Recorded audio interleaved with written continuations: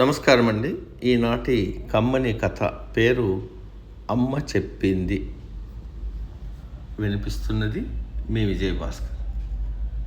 నగర పొలిమేరల్లో ఉన్న చిట్టడవిలో చెట్లకు విరక్కాసే వెలగా నేరేడు పండ్లు తింటూ ఒక కోతి తన బిడ్డతో కలిసి హాయిగా జీవిస్తూ ఉండేది. ఒకరోజు పిల్ల కోతి బయట ప్రపంచం ఎలా ఉంటుందో చూడాలి అన్న ఉబలాటంతో తల్లి కోతి కనుగప్పి అడవి దాటింది.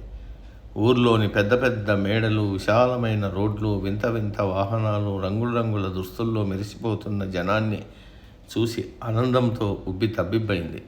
అబ్బా, ఇక్కడ ఎంత బాగుంది! ఆ అడవిలో ఏముంది? చెట్లు పుట్టలు తప్ప. ఇక్కడే ఎంచక్కా ఉండిపోతే సరి అనుకుంటూ ఉండగా తల్లి బిడ్డను వెతుక్కుంటూ వచ్చింది. ఇలా చెప్పకుండా వచ్చేస్తే నేనెంత భయపడ్డానో తెలుసా? పద వెళ్దామంది.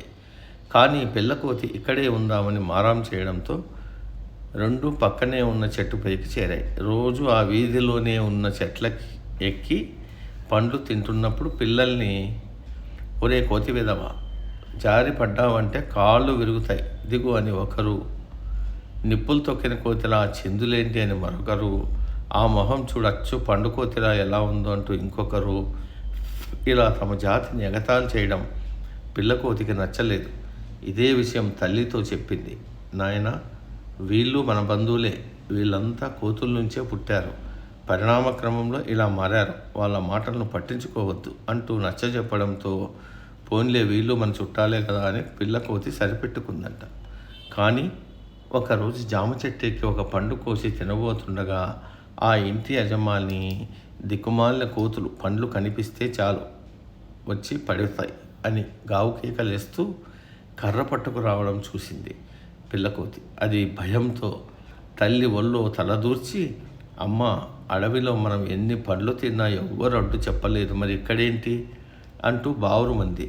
తల్లి దాన్ని బుజ్జగిస్తూ, అడవి తల్లి అందరి సొత్తు, మనం ఆకలి తీరితే చాలనుకుంటాం, కానీ ఈ మనుషులకు స్వార్థం ఎక్కువ, నా సొత్తంతా నాకే సొంతం అనుకునే వాళ్ళే ఎక్కువ.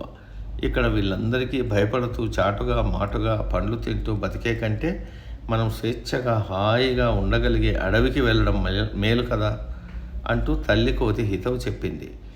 ఈసారి పిల్లకోతి మారు మాట చెప్పకుండా, అమ్మ, అయితే మనం అడవికే పోదాం పదా అని తల్లితో కలిసి అడవి బాట పట్టింది. సమా